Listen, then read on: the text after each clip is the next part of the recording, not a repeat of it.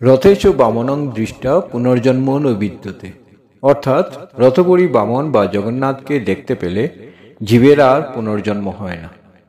রথযাত্রা নিয়ে কপিল সংহিতায় আছে, গুণ্ডিচাক্ষং মহাযাত্রা ইয়ে পশ্যন্তি মুদনীতঃ সর্বপাপ বিনিযুক্তা তে আন্তি ভুবন মম।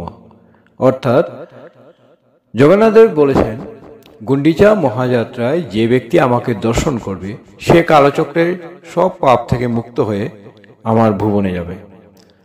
রথের রশির নাম হলো বাসুকী। জগন্নাথ দেবের রথের রশি একটিবার স্পর্শ করার জন্য ভক্তজন আকুল হয়ে পড়েন। সর্বত্রই রথের রশি ছুঁয়ে দেখার জন্য মানুষের উন্মাদনা লক্ষণীয়। কথিত যে জগন্নাথ দেবের রথের রশি স্পর্শ করলে সেই ব্যক্তির আর পুনর্জন্মের কষ্ট সহ্য করতে হয় না। বামনদেব সংহিতায় প্রসঙ্গ টেনে বলা যায় যে আমাদের রথের দড়ি ধরে টানতে পারলে অশ্বমেধ যজ্ঞের ফল লাভ হয়। আবার ইন্দ্রনীলময় পুরাণের মতে জগন্নাথের রথের রশির নাম হল শাম। সেই রশি স্পর্শ করলেও পুনর্জন্ম হয় না। শ্রী জগন্নাথের বামন অবতার রথে, সেই রথ দর্শন করার পর একটু টানতে পারলেই পুনর্জন্ম হয় না।